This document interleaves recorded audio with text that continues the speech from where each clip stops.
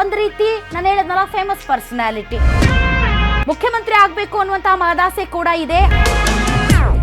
So ಅವರೇ ನಮ್ಮ ಮಹಿಳಾ ಆಯೋಗದ ಅಧ್ಯಕ್ಷೆ ಡಾಕ್ಟರ್ ನಾಗಲಕ್ಷ್ಮಿ ಚೌಧರಿ. ಚಿಕ್ಕಂದಂದಲೇ ನೀವು ಅನ್ಕೊಂಡಿದ್ರ ನಾನು ತುಂಬಾ ದೊಡ್ಡ ವ್ಯಕ್ತಿ ಆಗ್ಬೇಕು ಅಂತ. ಈ ಶತಮಾನದ ಸ್ವಾಭಿಮಾನದ ಹೆಣ್ಣು, ಹಿಂದೆಗಡೆಯಿಂದ ಒಬ್ಬ ಕಾಲರ್ ಶರ್ಟ್ ಇಟ್ಕೊಂಡು ಇಲ್ಲಿಗೆ ಕುತ್ತಿಗೆಗೆ ಚಾಕು ಇಟ್ಟಿರ್ತಾನೆ. ನನ್ನನ್ನ ಒಳಗೆ ಕರ್ಕೊಂಡು ಹೋಗಕ್ಕೆ ಟ್ರೈ ಮಾಡ್ತಾರೆ.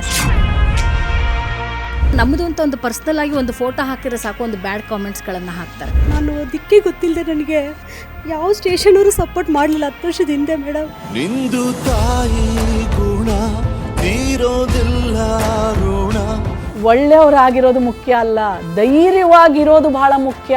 ಸ್ಯಾಟಿಸ್ಫ್ಯಾಕ್ಷನ್ ಇದೆಯಾ ಮೇಡಮ್ ನಿಮ್ ಕೆಲಸ? ತುಂಬಾ ತುಂಬಾ. ಇನ್ನೊಂದು ವರ್ಷ ಇದೆ ಅಂತ ಹೇಳಿದಿರಿ. ನೀವು ಒಂದು ಕನಸು, ನೀವು 1 ವರ್ಷದಲ್ಲಿ ಇದೊಂದು ಬದಲಾವಣೆ ಮಾಡಿ ನಾನು ಎಕ್ಸಿಟ್ ಆಗ್ತೀನಿ ಅಂತ. ನಾವು ಇಲ್ಲಿಂದ ಹೊರಗೆ ಹೋಗಕ್ಕೆ ಮುಂಚೆ ಇದೇ ನನಗೆ, ಎಲ್ಲಿರೋ ಒಂದು ಹೆಣ್ಮಗಳು ಸಹ ಆಯೋಗಕ್ಕೆ ರೀಚ್ ಆಗಬೇಕು.